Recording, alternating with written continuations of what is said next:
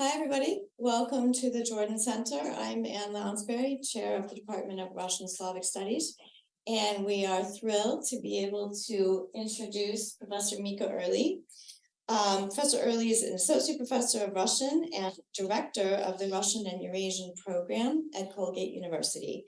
She received her PhD from UC Berkeley, Department of Slavic Languages and Literatures, with a minor in film.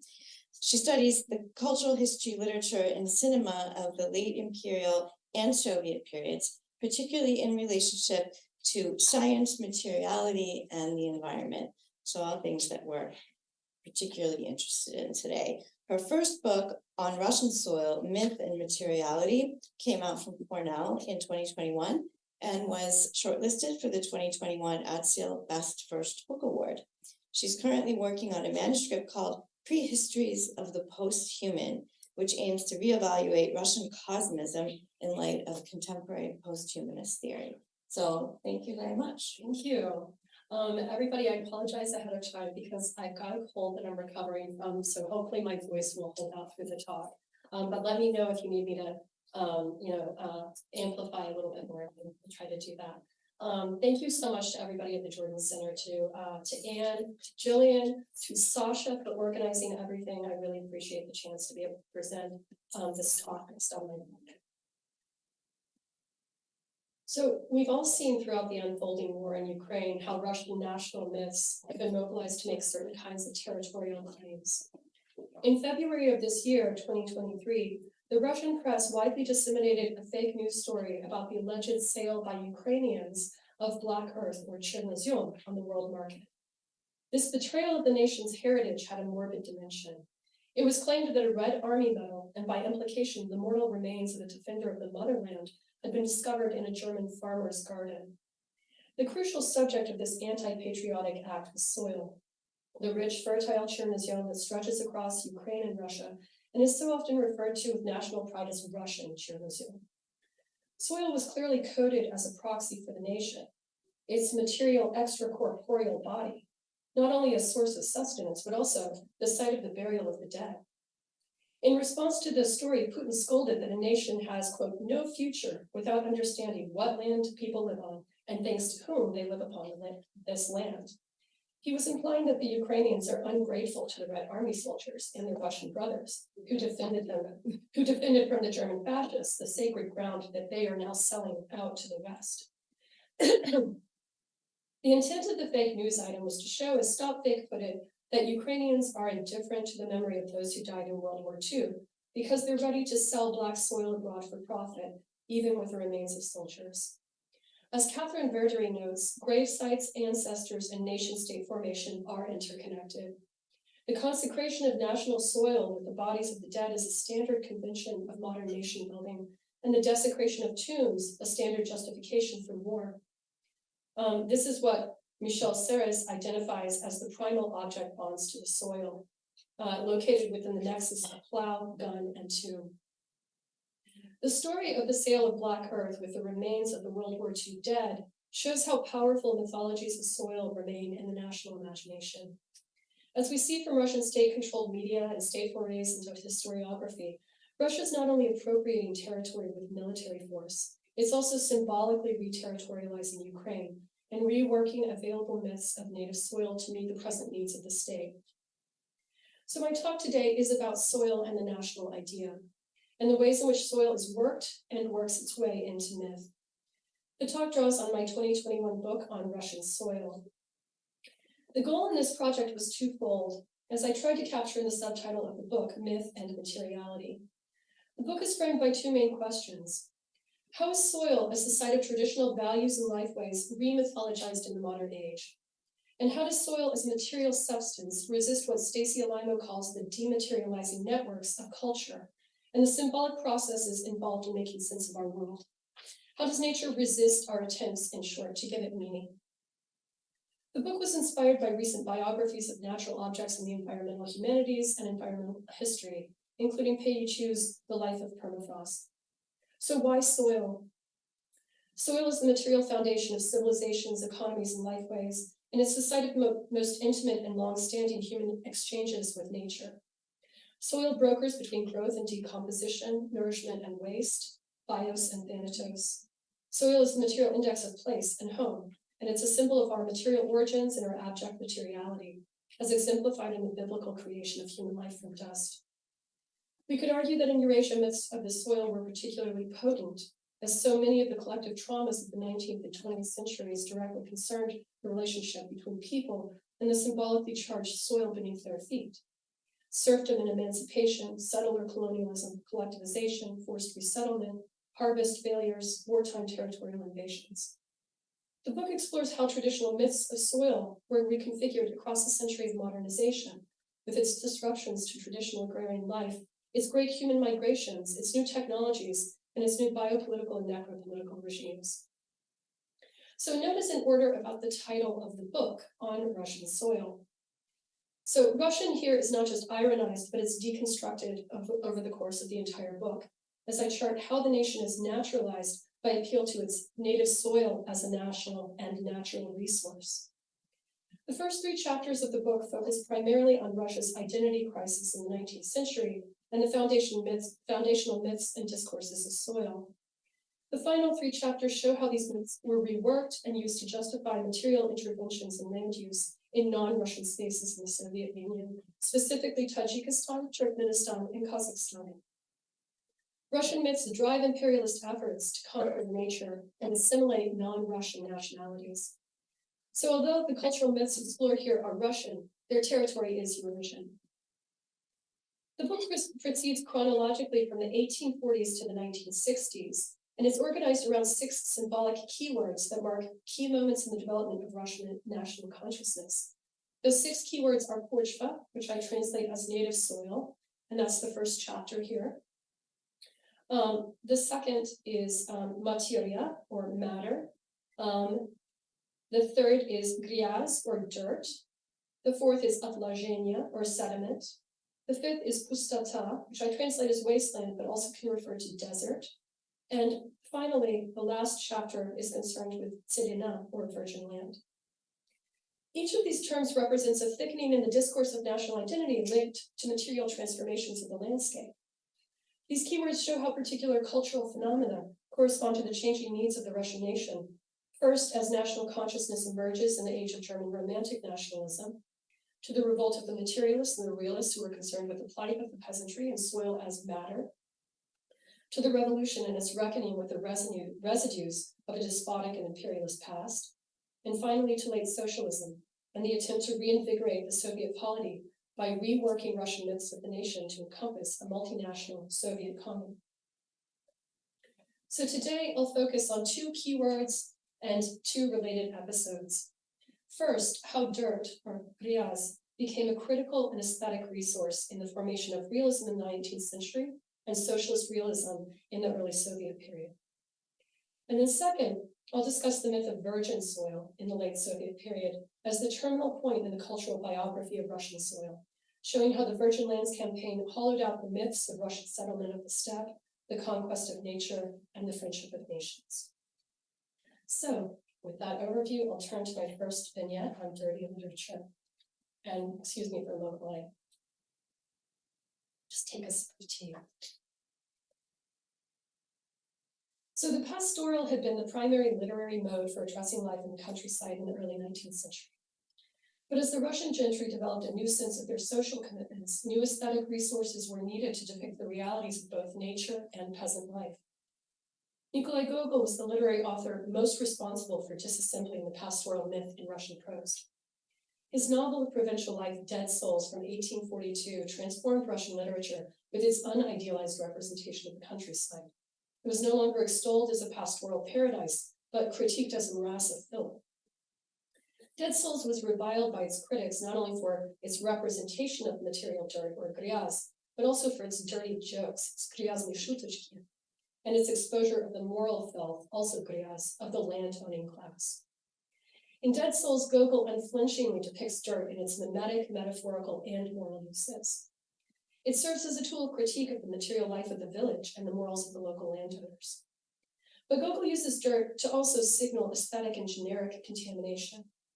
The countryside is no longer under the jurisdiction of pastoral codes. In the wake of dead souls, griaz, or dirt, replaced pochva, or native soil, as the central keyword in discussions of Russian national identity. Belinsky set the program for this transformation, asking in a private letter, "What do I care if some genius lives in the clouds when the crowd is wallowing in the dirt?" Under the influence of Gogol and Belinsky, and in step with broader changes in literature and society then, the so-called natural school emerged in the 1840s. Young Graznachinsi authors from the non-gentry estate made their careers in literature and publicistica, and they brought diverse social and educational backgrounds, expanding the range of themes, attitudes, and genres that were permissible in print. The natural school label had been intended as a smear by its creator, the conservative editor Vadim Garin, who regarded the naturalistic method as excessively raw, devoid of artistic refinement, and obsessed with the unsystematized minutiae of daily life, especially the low, base, and dirty.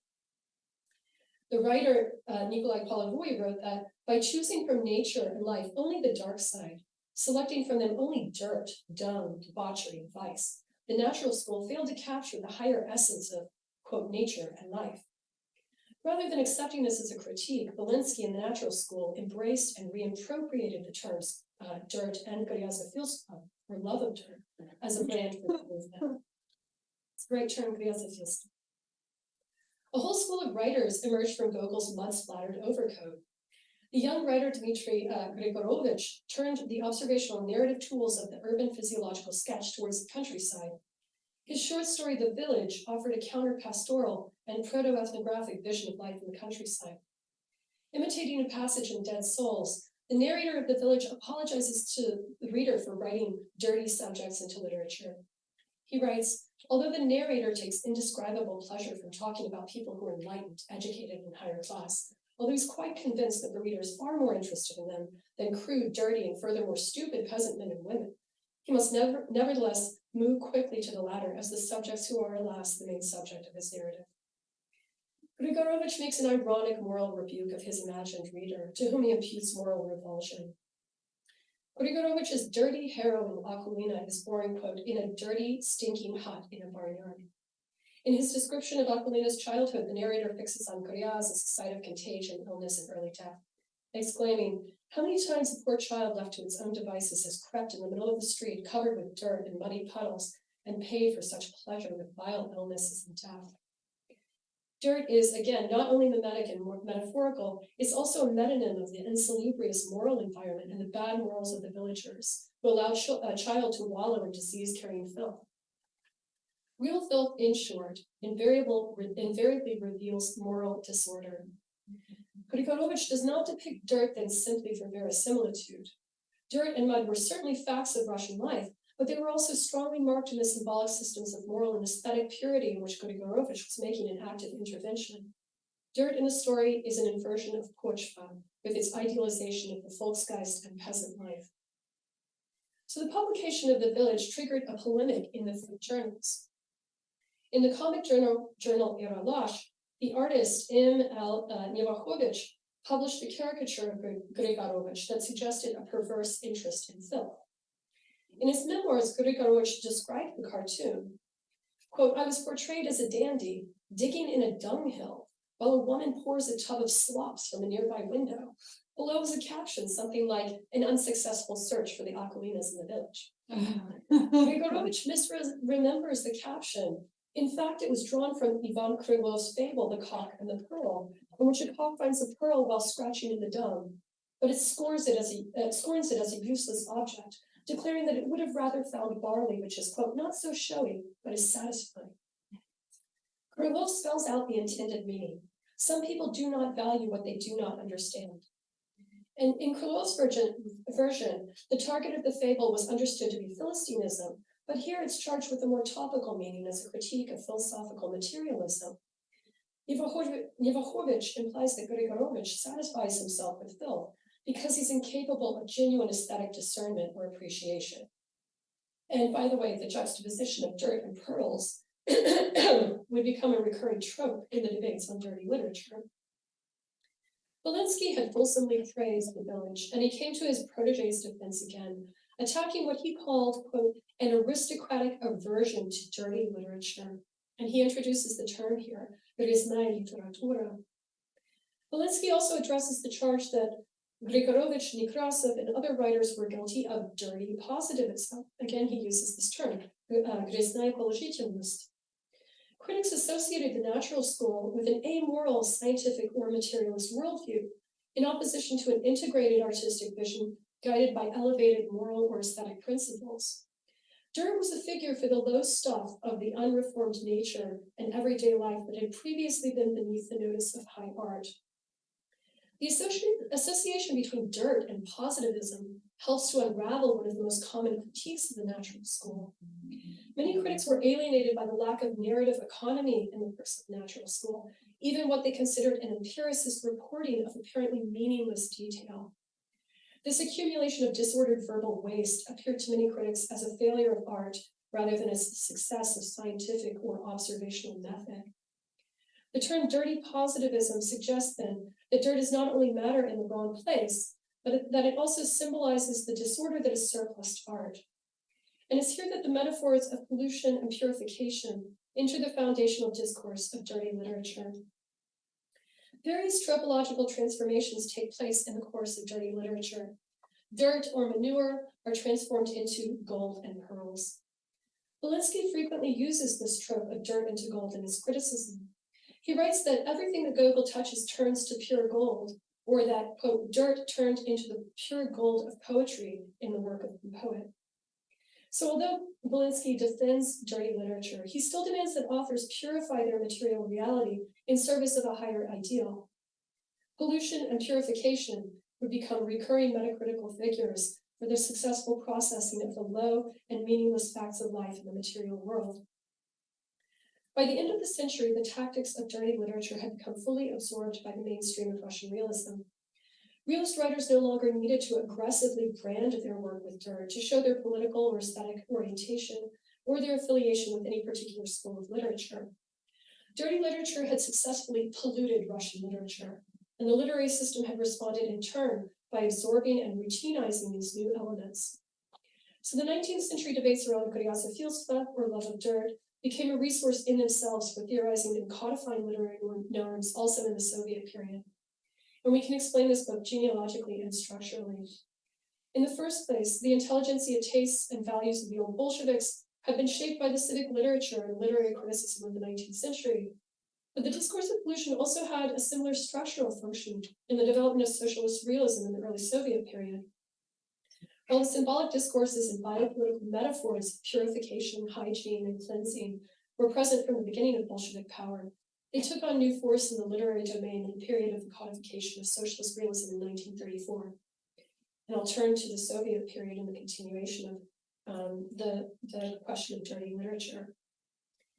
In 1934, there were over 250 articles in the newspapers and journals on the question of purifying the Russian literary language. This thickening of the discourse of pollution was triggered by Maxim Gorky's attack on Fyodor Panfyorov's multi-volume novel of collectivization, Bruski, from 1928 through 29. It was filled with dialecticisms, regionalisms, and other markers of peasant speech. The story of the campaign against Panfyorovism, or Panfyorovshchina, has been thoroughly discussed in accounts of socialist realism. But here I want to situate the episode in the transhistorical recurrence of dirt as an object of critical polemic in Russian literature. This intensified discourse of pollution and purification is an index of a literary system under strain. It also reflects the crisis of collectivization and the fear that the peasantry was a polluting force in socialist realism. It bears remark that the charge of pollution in the case of Panfyorov's Bruski was attached to a literary work that's dirty on multiple levels. Manure and mud pervade the villages that surround the former estate of Bruski. There is furthermore an unmistakably Freudian association of feces and private property in Bruski at a moment when Freudianism in the Soviet Union had come to be associated with ideological impurities. In Bruski, excrement is the private and therefore semantically negative form of waste, while soil is its semantically positive form, collective and therefore cleansed. And I do a more extensive reading of Bruski in the book if you're interested. There are some really wonderful moments involving, well, if you'll excuse me, shit in the novel. At the Writers' Congress, charges of Freudianism newly animated the well-worn discussion of dirt and realism, remapping it onto manure and psychological realism, with James Joyce as the focal point. In his lengthy speech on world literature, Karl Radek throws out a common barb at Joyce for pursuing his character's quote into the toilet. But this is part of a systematic critique, not of Joyce's morals per se, but of his narrative methods, I would argue. The outhouse is the outer limit of semiosis in the literary text. It's the site of nature and naturalism, and Joyce stands accused of failing to confer any meaning on the biological act of defecation. Radek's highly memorable final judgment of Joyce is, quote, a pile of manure in which maggots are stirring, filmed by a movie camera through a microscope. The German writer Wilhelm Terzfelder polemicized with Radek on this point in his own speech 2 days later.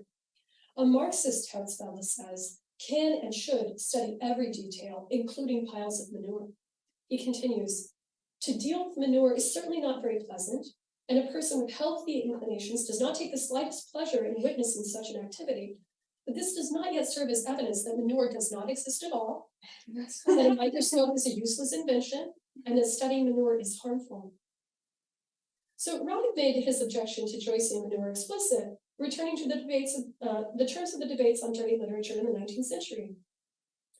Radek claims it isn't realism to include everything indiscriminately. That would be the most vulgar naturalism. We have to select phenomena. Realism means making choices from the standpoint of what is important, from the standpoint of our guiding principles. And here he echoes Belinsky, actually. The kernel of Radek's objection, then, is that the unfiltered human psyche and the unprocessed material of everyday life are disordered and dirty. In the sense that Douglas posits, dirt is extra-systemic at multiple levels. Panfjordov's kind of dirt just doesn't belong in socialist reality, nor does it belong in the depiction of Soviet socialist reality in its revolutionary development. Alexei Tolstoy sums up the central problem in the Radek-Herzfelder polemic in the form of an anecdote. Quote, the other day in a conversation about art, Lazar Moiseyevich Kaganovich gave a successful example illustrating the difference between naturalism and realism. A man walks through the mud. A person can experience a joyful sensation of overcoming a difficult road, a sense of his own strength.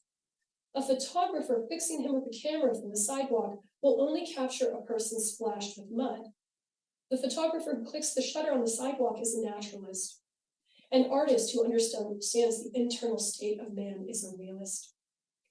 Naturalism then is best described as a photograph of manure or mud. It's a mechanical inscription of a disordered empirical reality that remains outside the reach of signification, especially outside the aesthetic system of socialist realism. The discussion of Joycean manure is removed by 1 degree from Panfjordov. Both Radek and Herzfelder refer to Panfjordov, but they don't address the charges of impurity raised against him.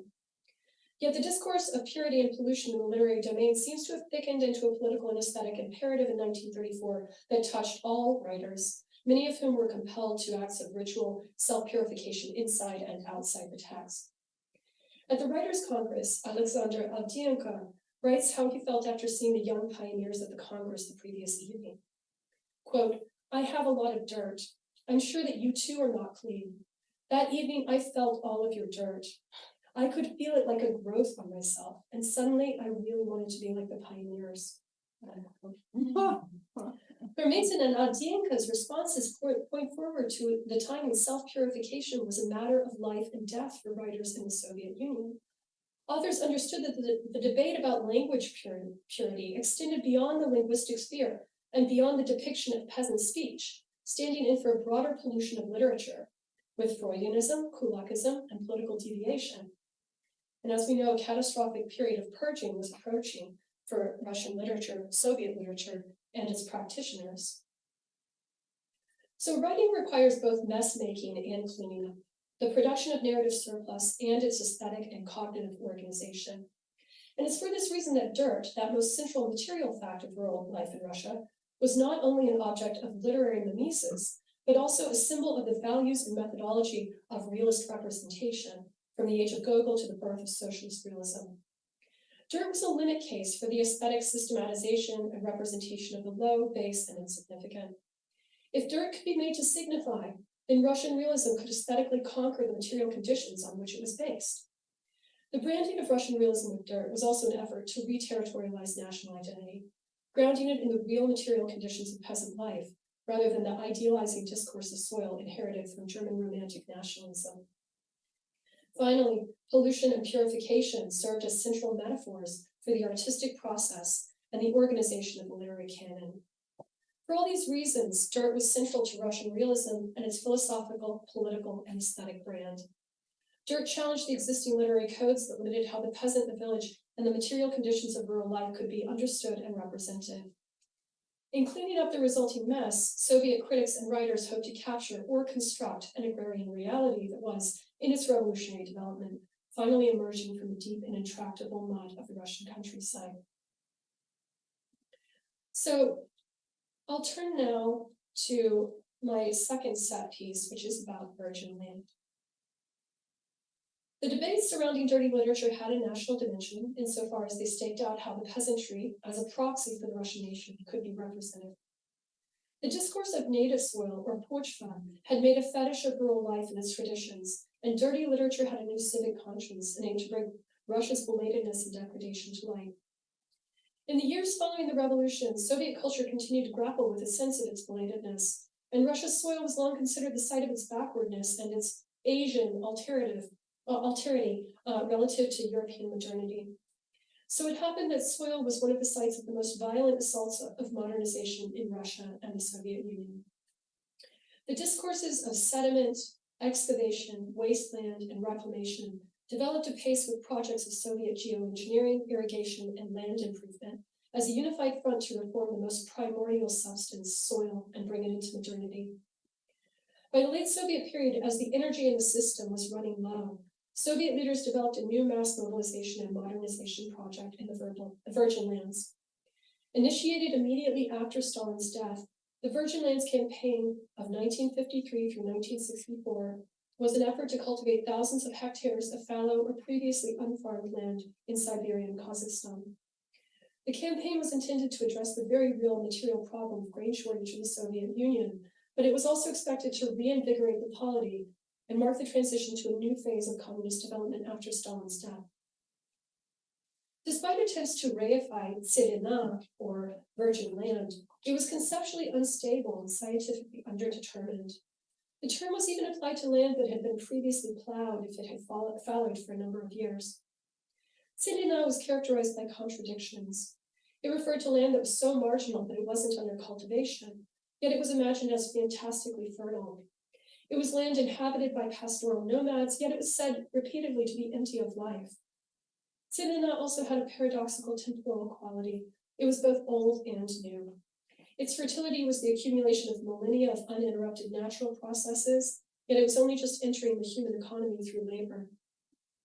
Finally, tselina circulated in multiple, sometimes competing symbolic economies. It was a symbol of Russian settler colonialism, made to re-signify the new idiom of Bolshevik decolonization. It figured in local agrarian traditions and emerging bodies of scientific knowledge. It was central to the Cossack myth, as well as Marxist theories of value and modes of production, which I discuss in more detail in my book. Above all, the Virgin Lands Campaign was a state-sponsored attempt to re-enchant and restore the romantic and symbolic connections between people and land that had once been expressed in the 19th century discourse of pochva. In the 25-year period between the start of the Virgin Lands Campaign and its fossilization in the cultural domain, with the publication of Brezhnev's memoir of the campaign, Tselina, in 1979, tselina was at the center of a new national discourse of soil.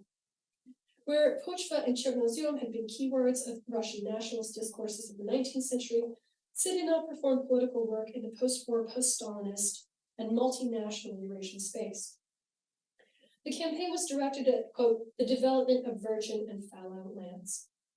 Tselina, or tselini, connotes something whole and unbroken, soil that's imagined to have never been plowed. Tselina was the most common keyword of Khrushchev's campaign, but other terms cluster around it, including nov, or novina, new land, and devstveni steppes, or virgin steppes. All of these terms foreground the libidinal economy of the Virgin Lands in different ways, and they were all deployed in the marketing of the campaign to young people of the thaw era as a space of sexual freedom and exploration, away from the claustrophobic living spaces of post-war European Russia. Soviet writers and artists were called to propagandize the campaign to young people.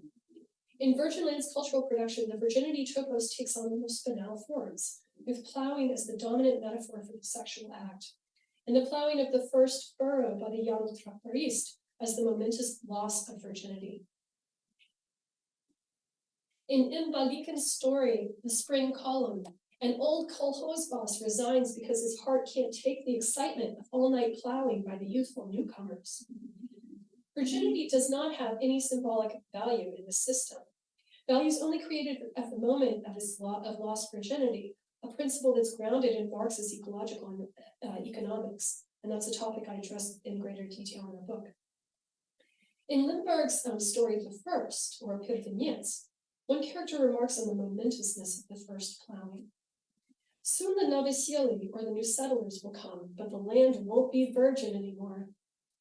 In the poem about the heroic deed, Arkady Ruvlin writes that, quote, if it were easy to be the first one to cut deeply into the unplowed land, or if every maiden always agreed to every proposal, it wouldn't be a heroic deed, or podvig.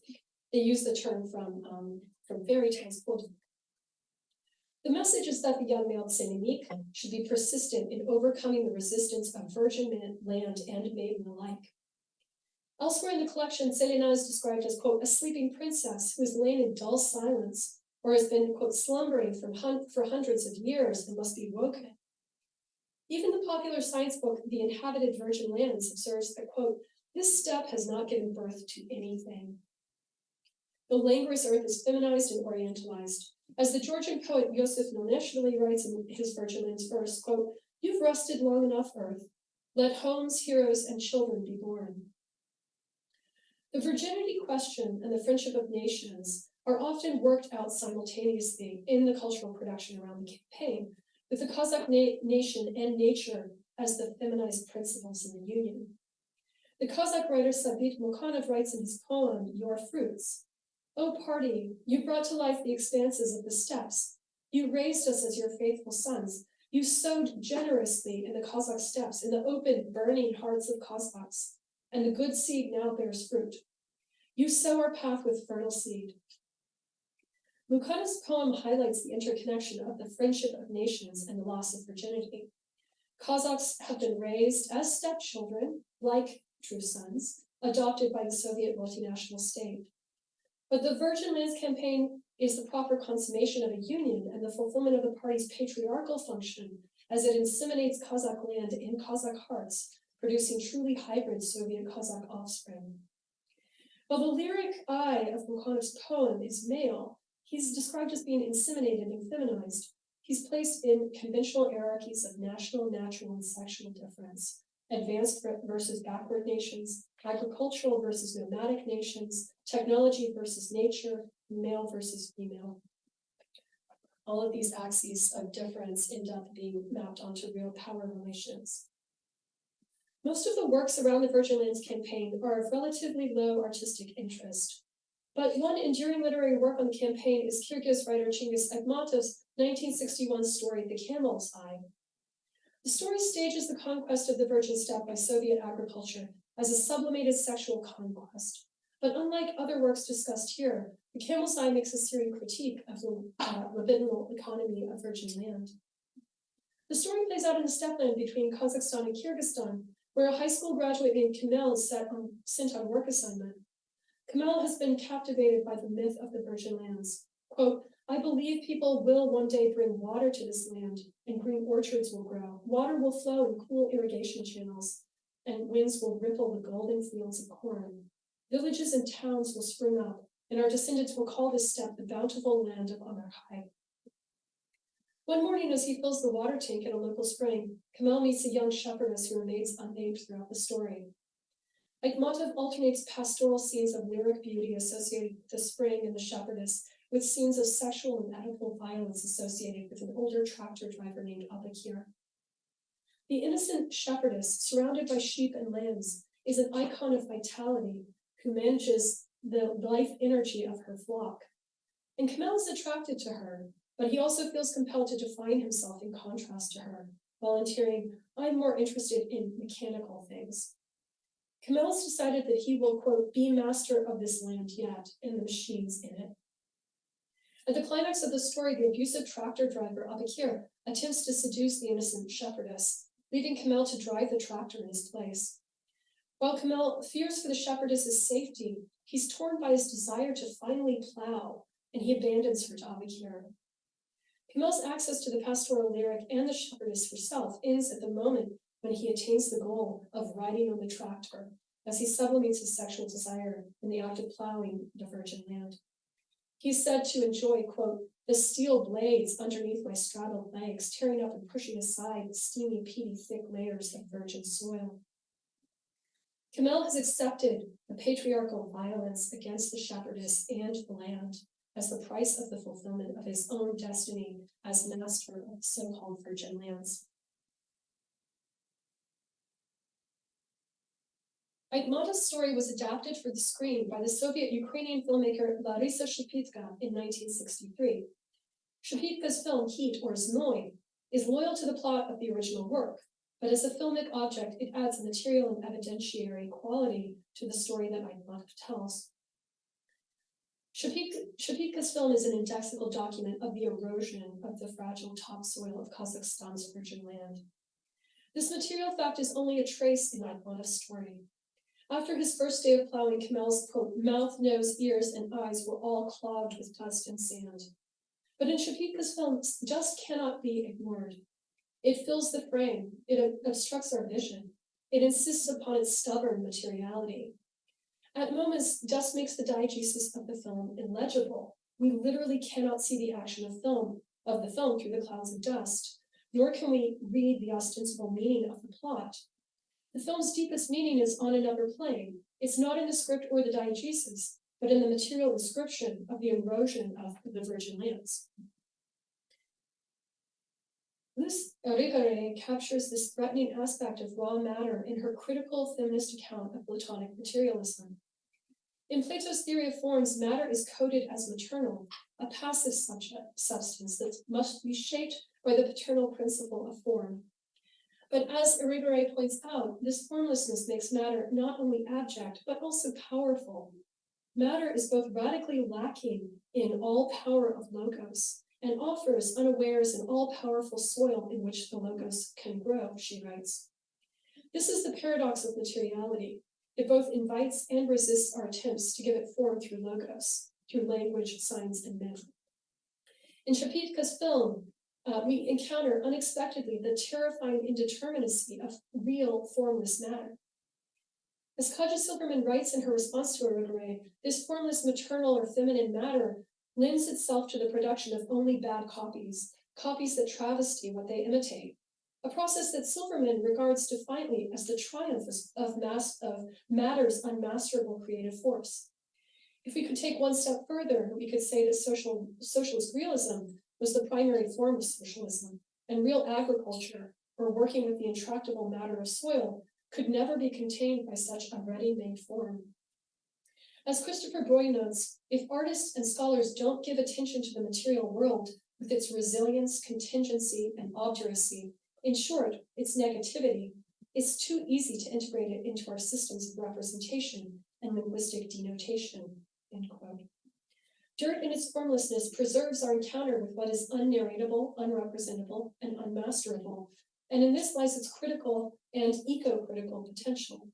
We were reminded in Shipitka's film of the erosion involved in plowing the virgin steppe. Materiality here overtakes myth. And just a short postscript. The Virgin Lands Campaign coincided with the height of the Soviet space program. And Kazakhstan, which provided the launch site, was a crucial locus for both in the late Soviet cultural imagination.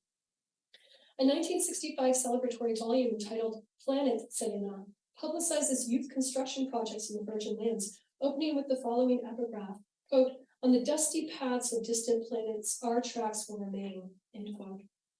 Kazakhstan itself was troped as a dusty, distant planet, and its tselina was discursively constructed as a dead and empty expanse, a primordial landscape on Earth.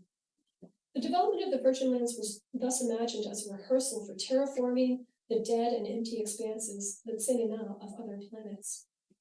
The explorers of planet Tselina explain, quote, "We discovered a planet.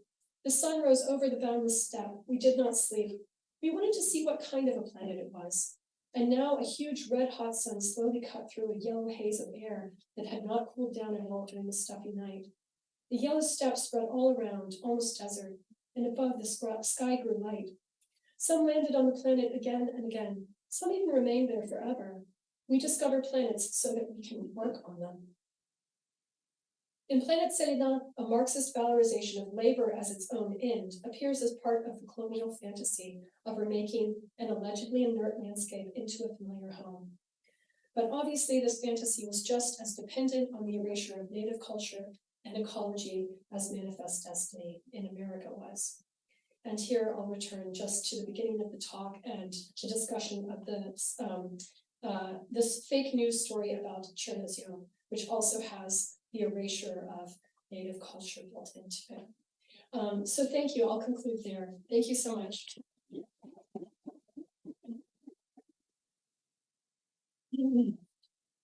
Thank you for that fantastically interesting talk. I'm sure we'll have questions.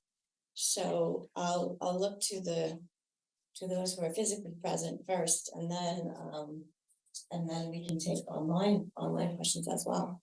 And my apologies again for my voice. Oh, Excuse me. Maya. Thank you so much for that. There's so much there. It's super fascinating. I was wondering, just like picking up on the thing that you were competing with, the comparison, or I guess like the juxtaposition of the news story that you started with the idea of Asfainitzidinli as a kind of like terraforming project. Yeah.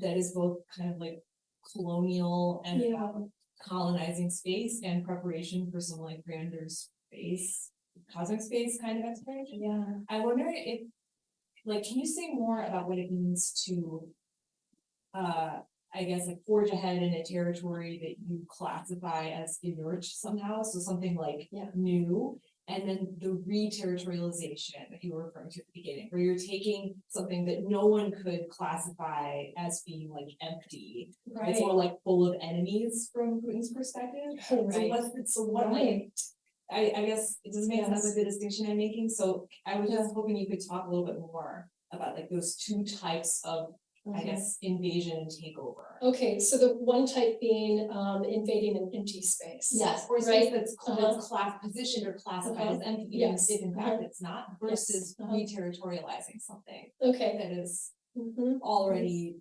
like clearly full of people that you're fighting against. Exactly. I mean, I think you have to like rhetorically and discursively like depopulate the space. Yeah. Right. Like that's the first stage. First, you claim that no one lives there, right? And then you can re-encode it with myths. I mean, so that isn't happening in Ukraine right now. It's hard to avoid talking about Ukraine at this point because I do see connections with this book, although this book doesn't address that specifically. But I mean, they're not claiming that Ukraine is empty, right? But it is empty of Ukrainians in a sense, right? I guess if we're thinking about Eastern Ukraine, like it's full of Russians, right? This is a Russian space. It's being coded that way. I mean, in terms of the discourse of emptiness, like it's a common trope about the steppe land. And we know that nomads just live on the land in a very different way. It doesn't mean that it's an empty space. That's right. And but it's not only about human populations, it's also about animals and plants, right? That the steppe is described as dead. It's described as being empty of life. And we know that that's not true. It has a completely different kind of ecology.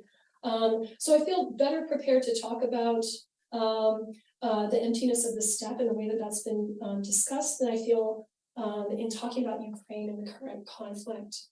But I'm sure that there are people in the room or even on Zoom who have more to say about Ukraine in relation to this. So I feel like I might retreat from that. Yeah. Christy Monet. Okay, thank you so much for the talk. Really interested in the work. I have a question about the sort of trans-historical patterns of mythologizing the soil and the issue of nation building or creating the myth of the nation. Yeah. So it seemed like there's pochva, and that's sort of 19th century, you're getting pastoral, and there's romanticism, and then you refer to the identity crisis, the 19th century, and then we move into the Soviet period where I suppose socialist realism and sort of Marxist ecopoetics are in some ways denigrating the soil as maybe like Eastern, and we need to bring this sort of civilization, be more Western in our approach to it.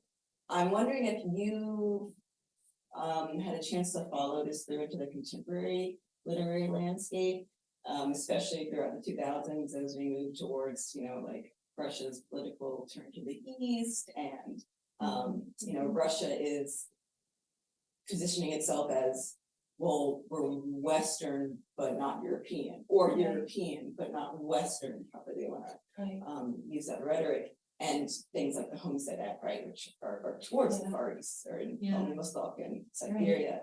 Have you seen in literature a sort of shift in the 21st century of looking at soil as maybe maybe more Eastern or something like this? Just curious. Well, I mean, I think that Eurasianism, it doesn't make a fetish of soil in the same way that the authors that I look at do in this earlier period. But I think that Eurasianism, it has a lot of the same elements, a lot of the same ingredients in it in terms of its focus on environmental determinism, or, the environmental grounding of the nation as almost like an organism that grows out of the soil, right? That grows out of a particular environment. In terms of looking at literature of the 2000s and onward, I haven't done so much of it, but I think it's worth doing. I tried to look at Putin's speeches to see if he actually kind of pulls this specific stuff out. And I mean, in his speech on the historical unity of Russians and Ukrainians, he doesn't really use any soil talk.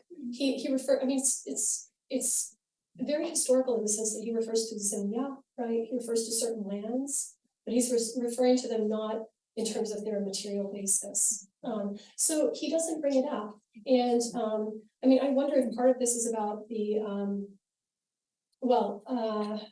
if it's a reaction basically to Putin and the fact that after World War II, you have to be very careful in making these kinds of claims and like deploying that particular kind of rhetoric about the connection between the nation and soil. So even though, I mean, in my book, I go up to the 1960s with the Virgin Lands, it's a very different kind of rhetoric around soil than this kind of pochva national thing that's coming out of the German context. But I'd be interested to know, have you read books from the later, from later periods that address this? I haven't read a lot, especially regionally, and I wonder if there's something there in regional literature, because there's so much sort of politically and economically with food security programs and agriculture. So there's a lot there politically. And maybe regional literature might be something interesting. It would be worth looking at. Absolutely. Yeah, and I think village prose. I did not look at village prose at all, but that would be a really interesting thing to, an area to kind of tap into. I can't avoid making puns with this project. It would be like fertile ground for like exploring. I think if you wanted to start with like village prose, it would be great. Awesome. Yeah, but thank you for that. Thank you so much. Yeah, and even though actually, so I read Tajik, I studied Tajik, and I do think that it would be worth looking at the national literatures, people who have those kinds of skills. I mean, one work that I've wanted to look at for a while is Sadruddin Ayni's War of Man and Water, because I think that that's a really interesting piece of work, from an environmental humanities perspective. So I think the national literatures, regional literatures is definitely worth looking at. Thanks. Thank you. I think I saw a hand in the back earlier. Yes, hi.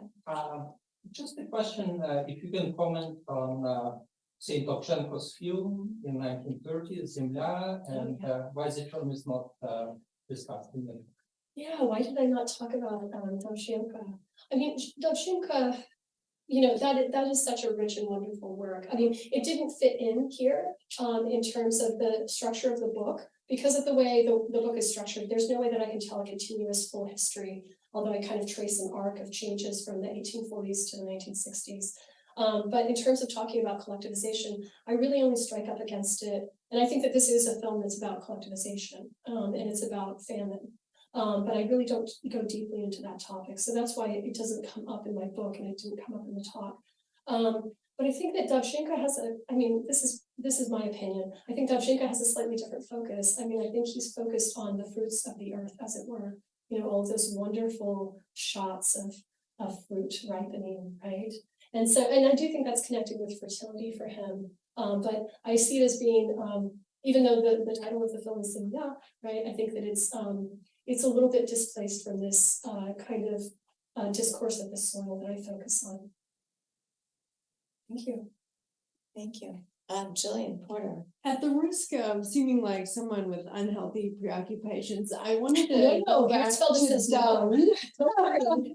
which does seem like one of the ingredients in this project. And you spoke of it specifically in relation to dirt, where discourse around dirt and dirty literature shades into discussions of dung. But it seems like it would be logical to imagine that dung would pop up in various of your categories, and Yeah. you know, it's not only really dirty, it's also fertile. And so I'm just wondering if you were to speculate on the basis of the work that you've done on soil and related categories on a kind of a cultural biography of dung.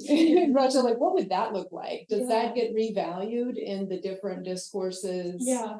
that you're looking at, or does it really only come up in relation to dirt? Or, you know, how does that, is that a shifting category that gets traded around? Right. What role does it play on this stage? Let me ask you a counter question just to clarify. When you say only in relation to dirt, how are you imagining a kind of dirt dung appearing otherwise? Well, I mean, the example that you gave, which was the novel that was a multi-volume novel that was banned.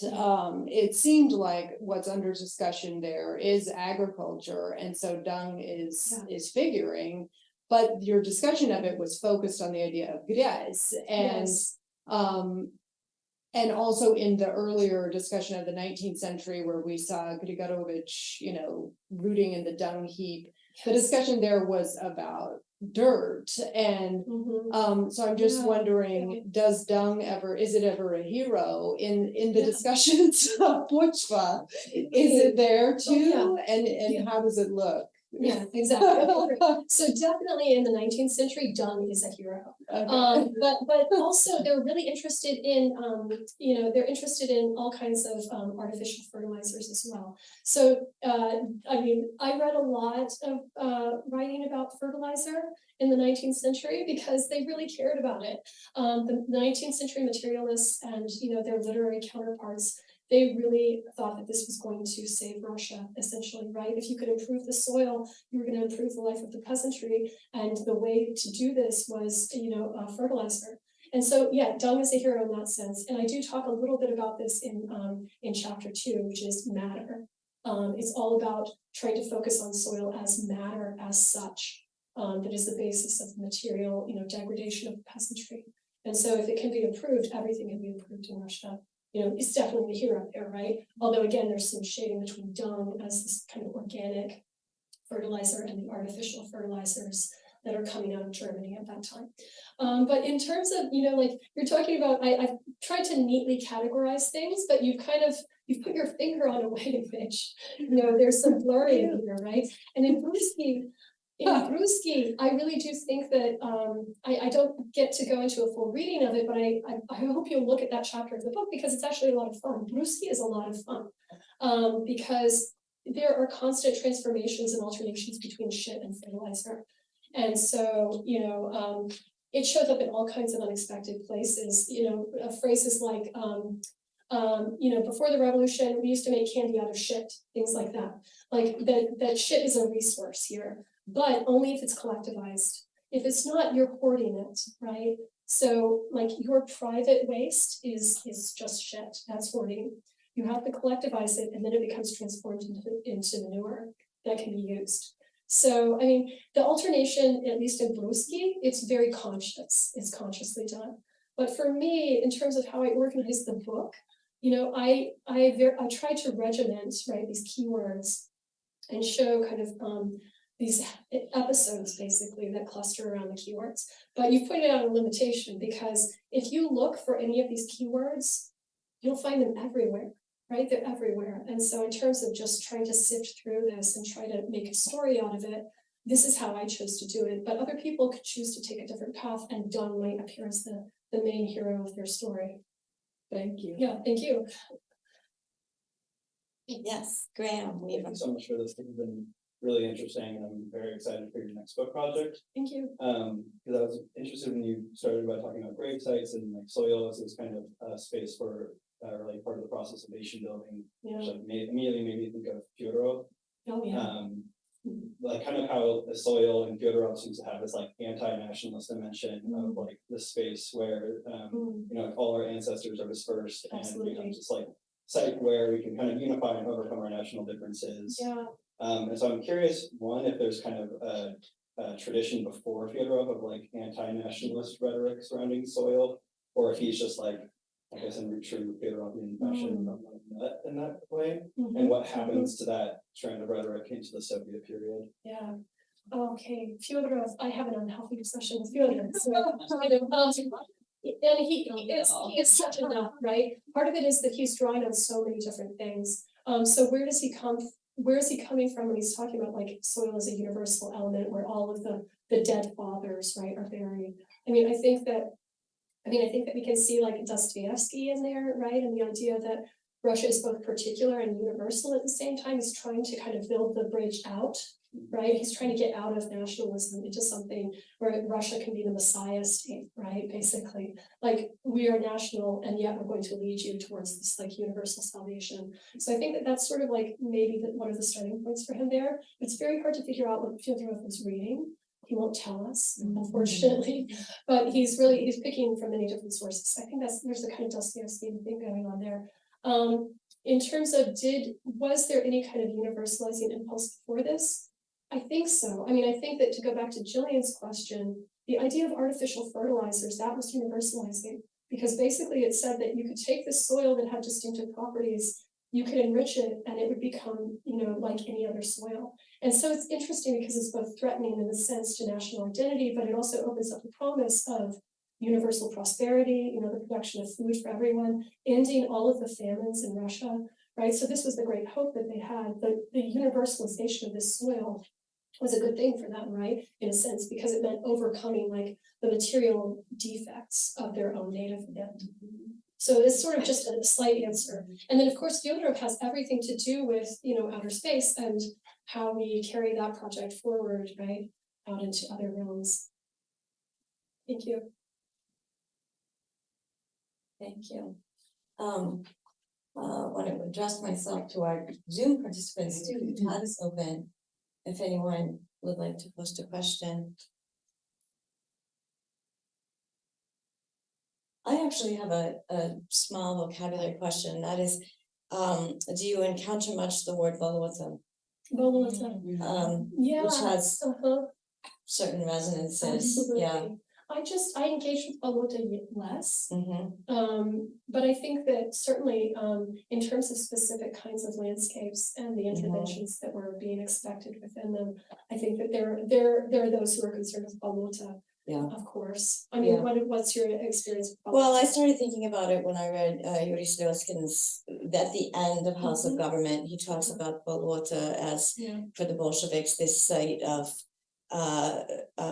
filth, and it's generative in a very bad way, right? It's like this rotten bubbling stasis, and icky things are bubbling up. And then I started thinking about it in terms of rhetoric of drain the swamp, which is Trump, which is Mussolini, which is, it's in Chernyshevsky, even this idea of sort of like land cleaning up. And I have no idea where it can be traced to, but my suspicion would be maybe like the English conquest of Ireland. Okay. And land improvement. Yeah. So I don't know. I'm just thinking of it as it's like bad manure.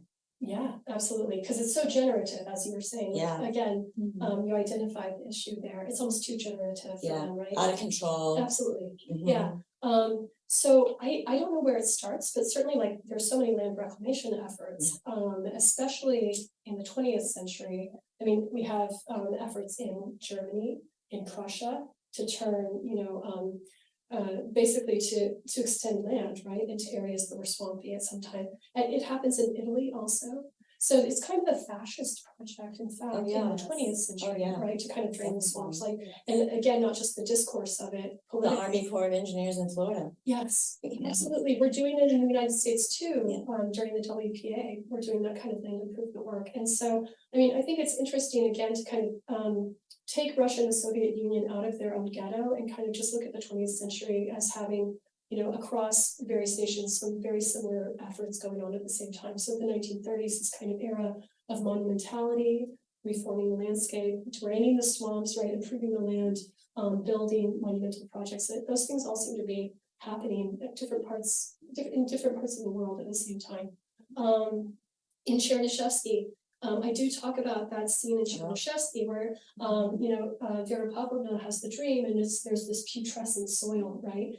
And so I do think that this is like, for her, I mean, this is the mid-19th century, but for her, this is another way of talking about how Russia, has gotten bogged down in this kind of like phantasmatic, vision of its own material, basis, right? I mean, it's like, even though it's talking about putrescent soil, I really think that they're talking about pochva there, because they're saying that pochva is like, this is what gives rise to all of these idealist fantasies about the nation. And in fact, in order to clean things up, we just need to focus on the material substance of the soil and the material condition of the peasants. We need to stop talking about, pochva, stop idealizing soil. So there's some, that's basically, it is like what we would say about Balmota, Thank you, that's fascinating. I have more questions, but I don't want to usurp, yes. Just to like add on, I mean, the 20th century like projects, of course, they come to mind, but Chernyshevsky is really interesting in that example. And I am pretty interested in your linking it to the English conquest, because Chernyshevsky also was very well read of Welsh and English thinkers. It was just a guess, because it was where I could go back, this idea that the land has to be dried out and ordered, right, in order to become productive in a good way. Right, which is also the nod to the materiality rather than sort of mythologize. Yeah, and it's practical too if you want more farmland. I mean, there's just the practical dimension to it as well. Yeah. To make the land you have more productive instead of to conquer more land, through war. We have another question about time. Actually, just an observation and thinking how St. Petersburg came about. Yeah, Exactly. Draining the swamp.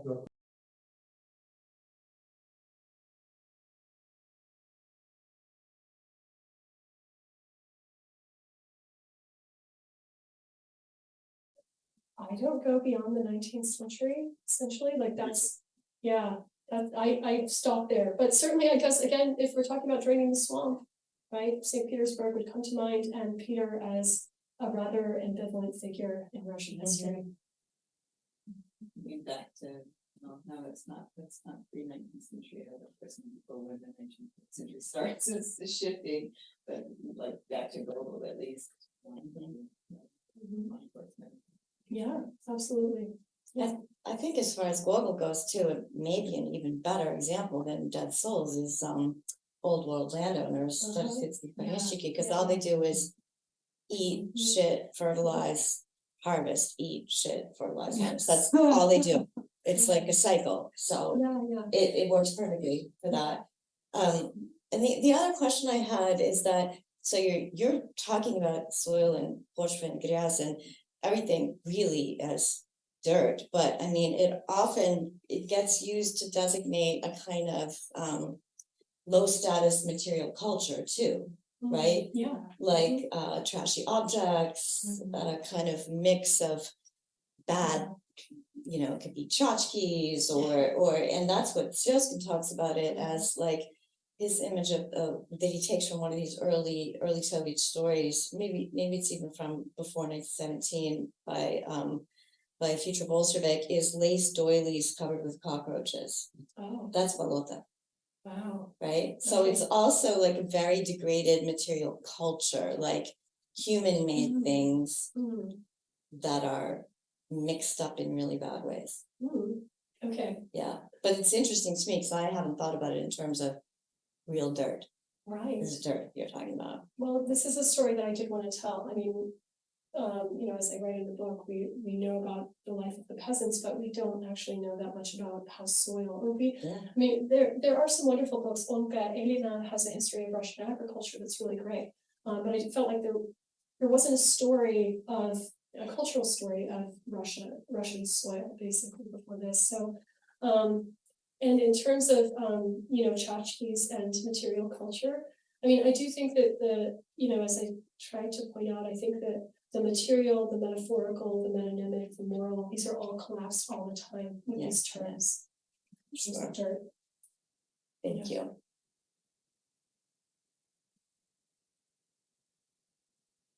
Further questions?